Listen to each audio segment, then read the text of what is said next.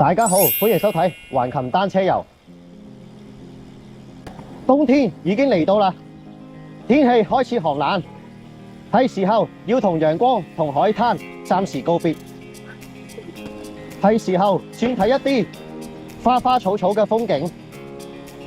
喺珠海有好多公園都可以欣賞花花草草，不過並唔係每個公園都適合踩單車欣賞。呢度作為一個踩單車嘅頻道，當然一定會介紹一個可以一路踩單車一路欣賞賞花嘅地方。哇！咁有咩事啊？哇！踩都踩唔到啊！睇下呢度啲共享單車，啱啱好留返一條路出嚟啊！真係想過都過唔到啊！今日唔知咩事，第一次見到呢個咁壯觀嘅畫面啫。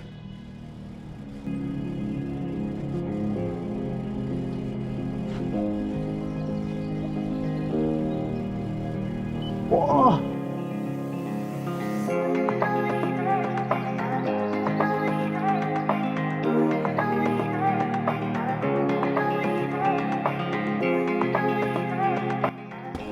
今集踩單車要去個地方就係環琴花海長廊。每一年喺花海長廊入邊嘅11月中至到12月中，大約有1個月花期嘅時間，係可以欣賞到各種不同品種嘅花海。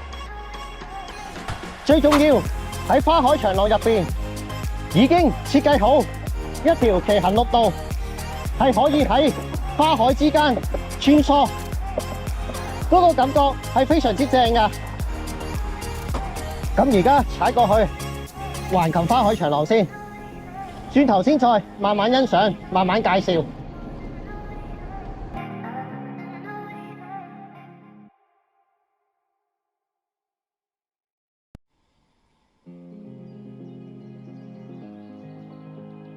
好，話咁快就踩咗10公里啦，嚟到環琴大橋啦。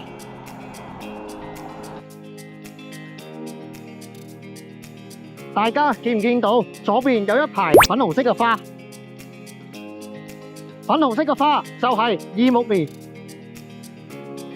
異木棉喺花海長廊入邊係最重要嘅亮點。粉紅色嘅顏色俾人一種浪漫嘅感覺。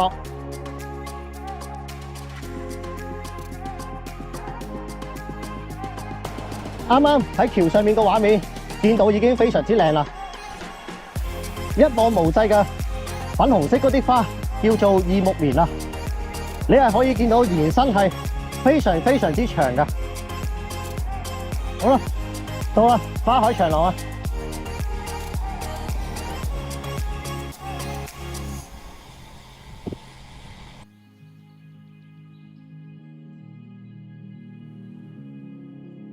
喺呢度有一塊活動牆，可以了解當有活動嘅資訊。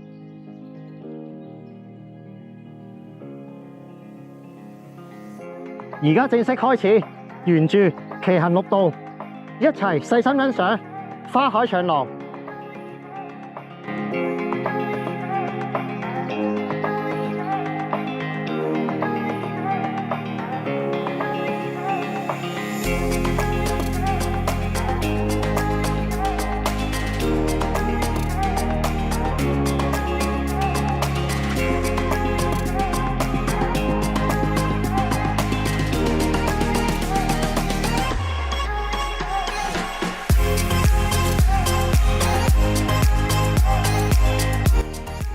花海長廊全長13.6公里，總共有5個驛站，每一個驛站都有自己唔同嘅功能。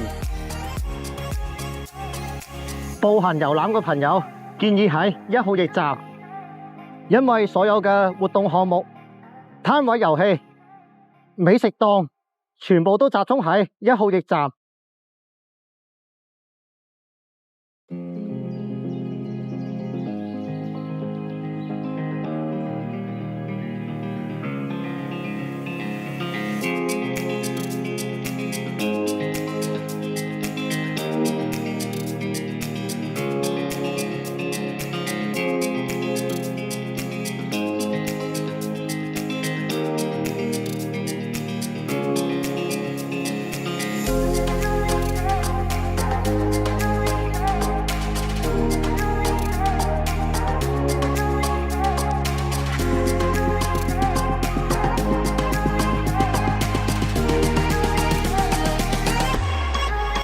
暫時踩到呢度，現場個環境真係好靚啊！如果呢個時候有一部360嘅相機就好啦，拍出嚟個畫面一定會更加豐富。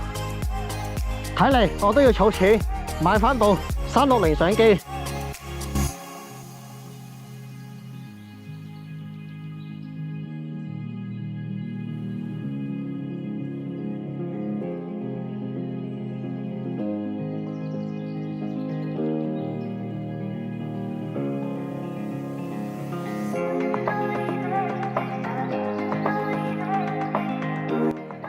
跟住嚟到2號驛站，喺呢度會有一啲兒童遊玩嘅設施。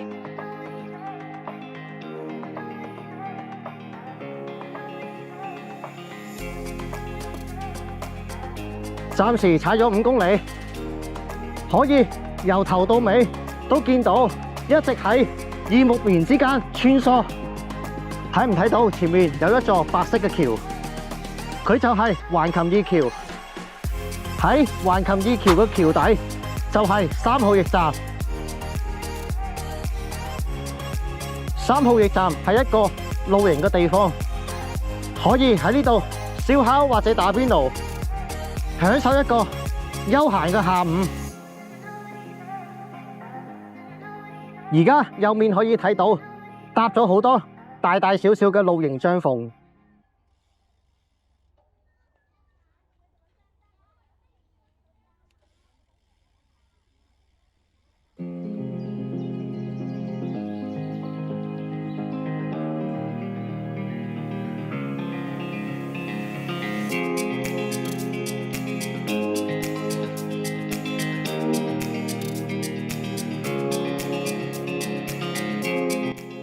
過咗3號驛站之後，就已經開始睇唔到耳目棉，不過都可以睇到路況仲係非常之靚，可以一直踩到去5號驛站先結束。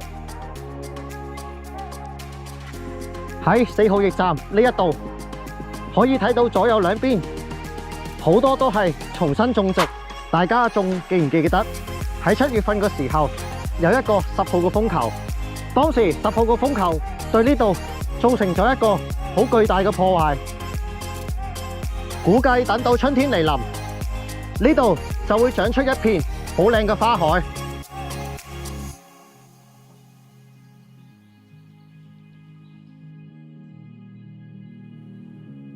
最後嚟到5號驛站，5號驛站係一個露營嘅基地，喺橫琴入邊觀看日落，其中一個最佳嘅選擇。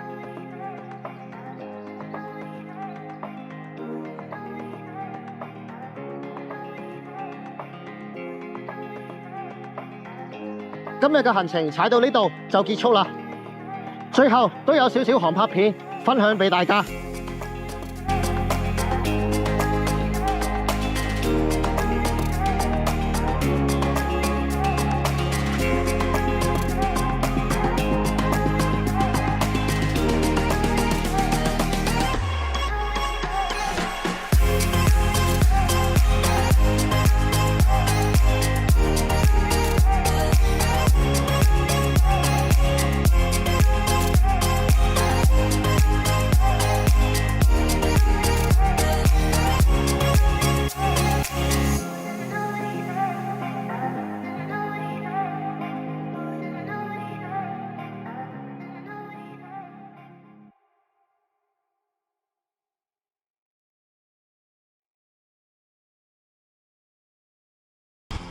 今日總共踩咗53公里。